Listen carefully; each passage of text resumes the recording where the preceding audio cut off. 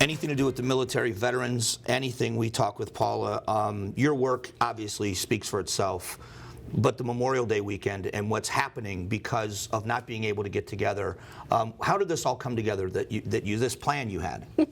Well, it wasn't my plan, but there is a committee that is the National Memorial Cemetery of Arizona Support Committee. And Sue Woody, who's a Vietnam veteran and just a lovely woman, has been in charge of the ceremony for years. It's a big event, Mike. Mm-hmm. They get the governor out there. There's usually thousands of people. They have the flyover, wreath layings, you know, almost 50 wreath layings. And all of that had to change this year due to COVID-19. And in order to make sure that everything was safe, they had to move it to what we were calling a virtual event. And she said, but Paula, you know, if I invite a few people out to the cemetery, if we can hold it at the cemetery, we're not going to be able to really highlight, you know, what we've done. And she goes, do you know anybody that might be a good media partner?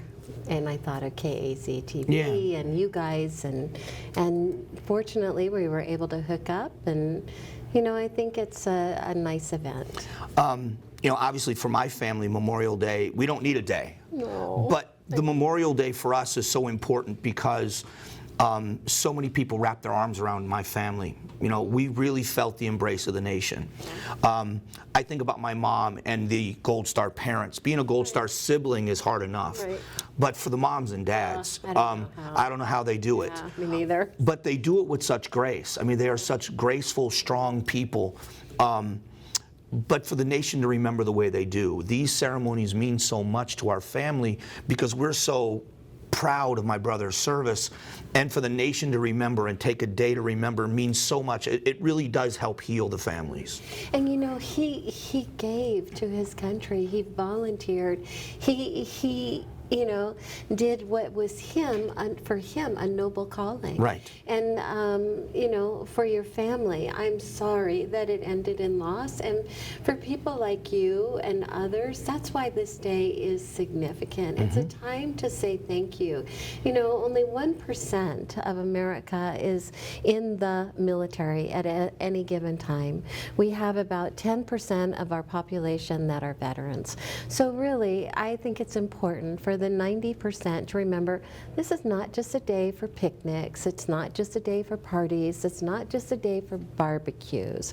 It's a day of celebration of a somber time, a giving of a life in defense of our freedoms.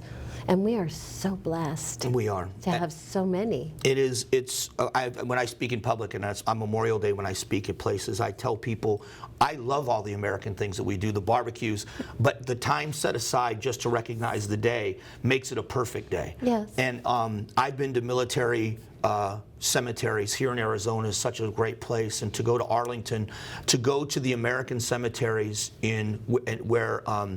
where D-Day happened in Normandy, it's such a somber, but at the same time, it is such an uplifting place to see that sea of white crosses and stars of David, and the sacrifice that was made so willingly really makes you proud of our history. Yeah, it does. And I think that's the importance of today. You know, Memorial Day started after the Civil War, and it was called Decoration Day because the women and the wives and the moms and the daughters from both North and South wanted to remember the men who at the time gave to, you know, defend what they believed in.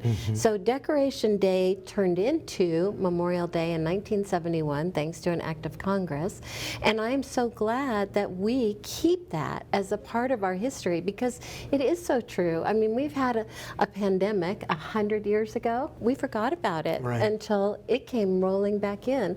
I pray we never forget about Memorial Day and all the men and women who have served our country, and for those especially who have given their lives to defend us. Thank you as always for your work with veterans and for your work making Memorial Day significant in the sense of putting together people having a chance to remember virtually. So thank you for your work. And thank you for partnering with us and getting that out there for our nation's veterans. It means a lot to them. It was such an honor. Thank you, Mike. I'll be back.